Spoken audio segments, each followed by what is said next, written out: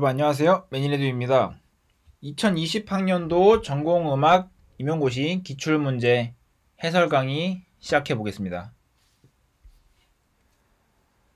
자, 요번에 실시된 20학년도 기출문제부터는 문제 수가 달라졌죠. 그리고 B형에서 문제 출제 유형이 좀 바뀌었고요. 그래서 A형 보시면은 일단은 12번까지 있고 B형 보시면은 11번까지 있습니다.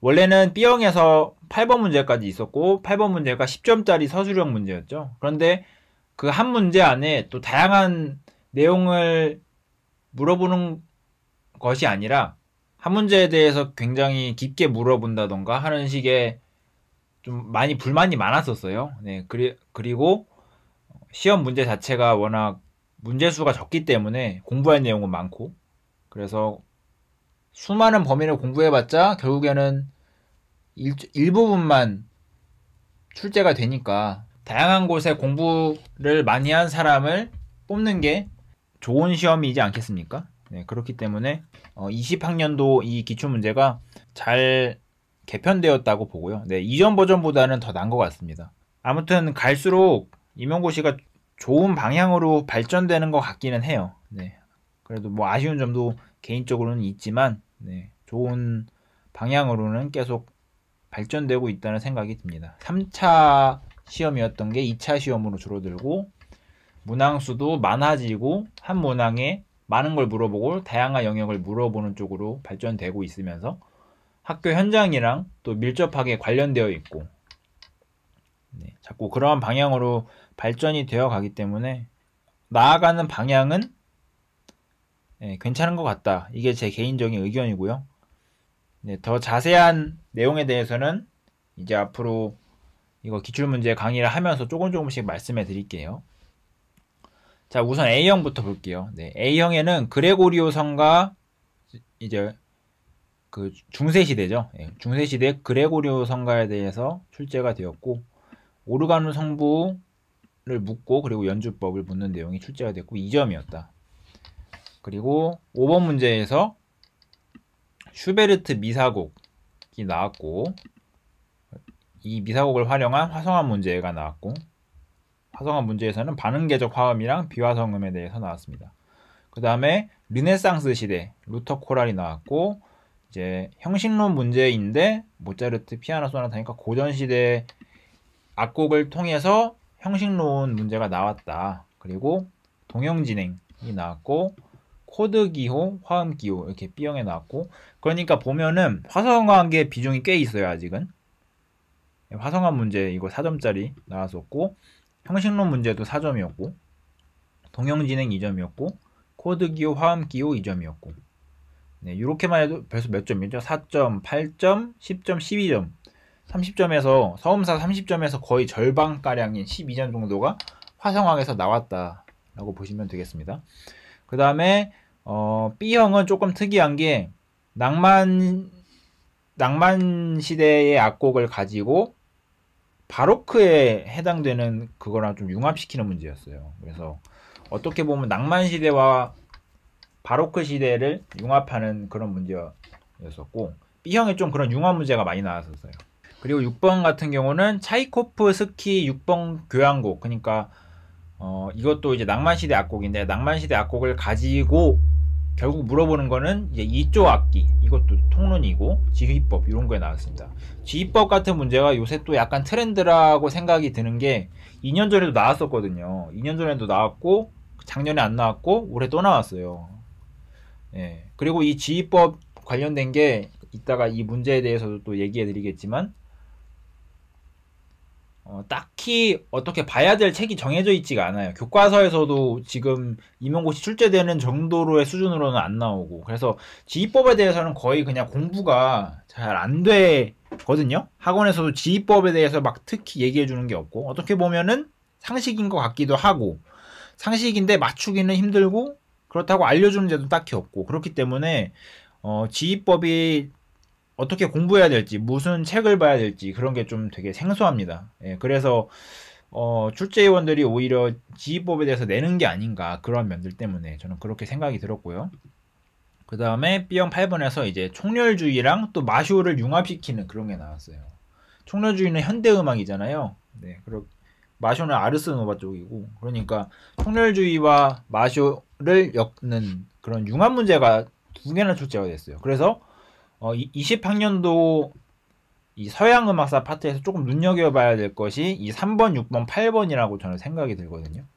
네, 그래서 일단 시대별 융합. 그래서 앞으로는 서양 음악사를 공부를 할 때 악곡 암기 위주의 서양 음악사 공부보다는 암기는 항상 베이스로 깔아야 돼요. 네, 암기는 베이스로 깔되 이걸 암기를 하면서 서양 음악사를 전 시대를 계속 돌리실 거 아니에요. 돌릴 텐데 그런 돌리는 와중에서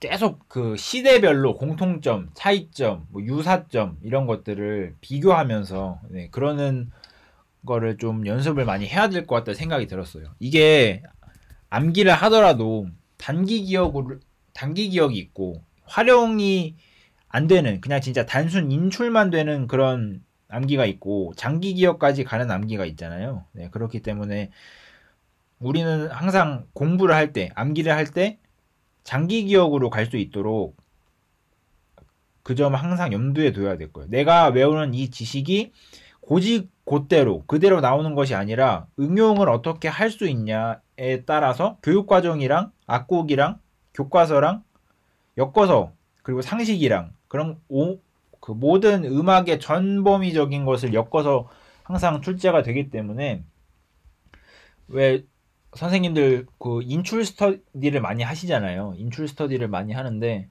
네, 그런 인출을 할 때 이게 장기 기억화 되는 인출인지 그것을 항상 염두에 두시면서 공부를 해야 되겠습니다. 네, 근데 그런 것들이 쉽지가 않죠. 그리고 사실 장기 기억화 되는 데는 조금 시간이 필요한 것 같아요. 네, 열심히 하는 것도 있고 뭐 사람마다 다 뭐 공부하는 방법도 다르고 머리 뭐 그런 것도 다 다르니까 아무튼 그렇고 국악으로 넘어가겠습니다. 국악의 경우에는 A형에서 먼저 검은고의 악기론에 대해서 나왔어요. 유형과 대현 문제였는데 진짜 맘먹고 어렵게 내서 검은고에 대해서 진짜 깊게 내는 그러한 문제들과는 달리 조금 쉬웠다. 네, 그래서 우리가 그 학원에서 많이 접할 수 있는 검은고의 어려운 내용과는 달리 그리 어렵진 않았다는 생각이 들고요. 이제 그 다음에 또 4번에 가곡이 나왔다. 가곡. 그래서 우조 초수대엽이 나왔습니다. 그래서 그런데 이게 초장에서 연주악기가 뭐냐인데 이거 역시 교과서에 등장을 하는데 모든 교과서에 표면적으로 등장하는 부분이 아니라 특정 교과서에서만 딱 등장하는 그런 내용이었어요. 그래서 이거는 본 사람은 맞추고 못 본 사람은 좀 맞추기 힘들었다. 찍어야 되는데 예, 찍어서 유추를 굉장히 잘해서 찍으면 모를까 왜 찍어도 유추하지 못하고 거의 다 나가는 경우가 많잖아요. 네, 그런 문제였습니다. 이것도 꽤 어려운 문제였고 그 다음 이제 고려시대 국악사와 악기, 악현을 연결시키는 이것도 융합 문제였어요. 그래서 이게 보면은 융합이라는 게 뭐 국악과 서양 음악사를 엮는 융합 문제보다는 하나의 국악 파트에 여러 다양한 분야, 국악사, 악기론, 악현을 묶는다든지 이런 서양 음악과 관련해서 낭만 악곡을 가지고 바로크 개념과 묶는다든지 하나의 서음사 영역에서 서음사 내에서의 융합, 국악 내에서의 융합 이런 게 더 많았던 추세였던 것 같습니다. 네. 9번 같은 경우에는 판소리랑 가야금 병창, 춘향과 말부침새, 악조 등을 엮었어요. 그러니까 이것도 판소리와 가야금 병창 등의 아무튼 국악 내에서의 또 나름 융합이었고요.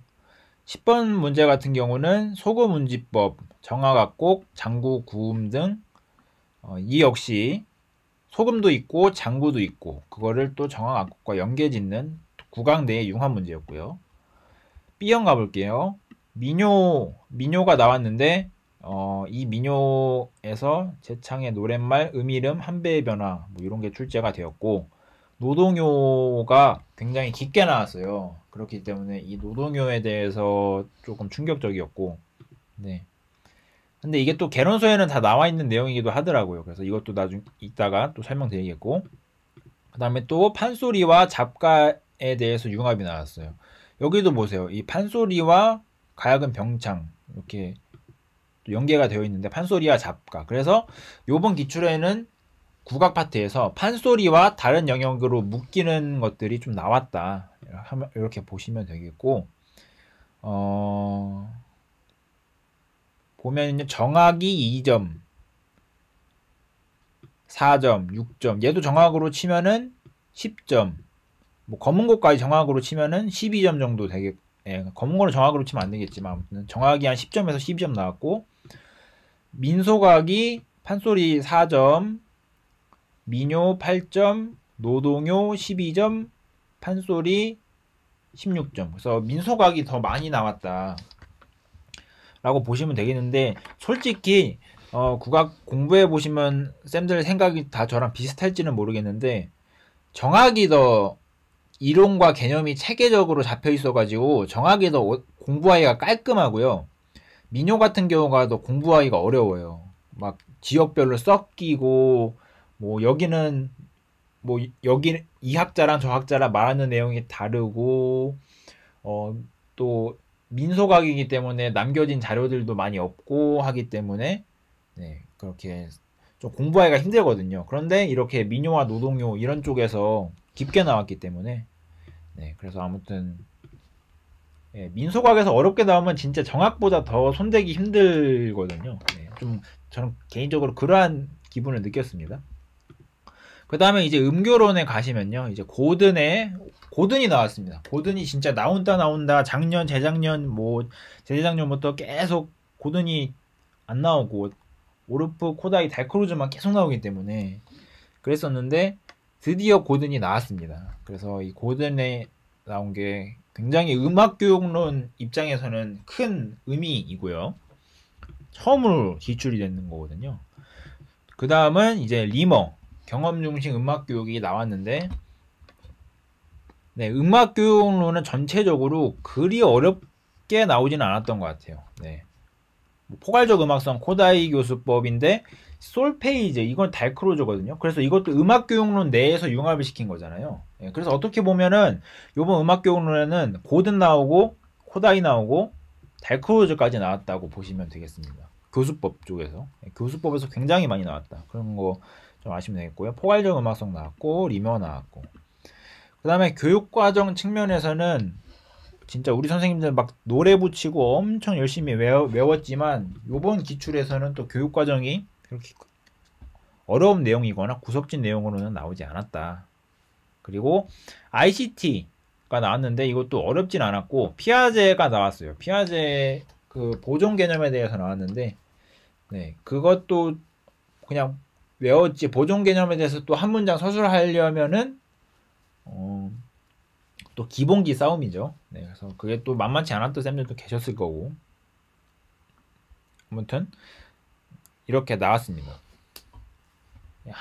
하나의 표로 보여드렸고요. 이제 본격적으로 한번 시작해 볼게요. 전체적인 시험이 생긴 건 이렇게 생겼어요. 그냥 쭈루룩 훑어보시라고. 그런데 제가 이걸 스크린샷을 캡처해서 이렇게 화질이 안 좋아요. 그래가지고 저한테 자료 구매 문의 주셨을 때 제가 기출문제 정식 그 데이터랑, 그리고 그 데이터는 제가 뭐 돈 받고 파는 게 아니라 그거는 그냥 편의상 드리는 거예요. 그냥 저 평가원 가도 다 있어요.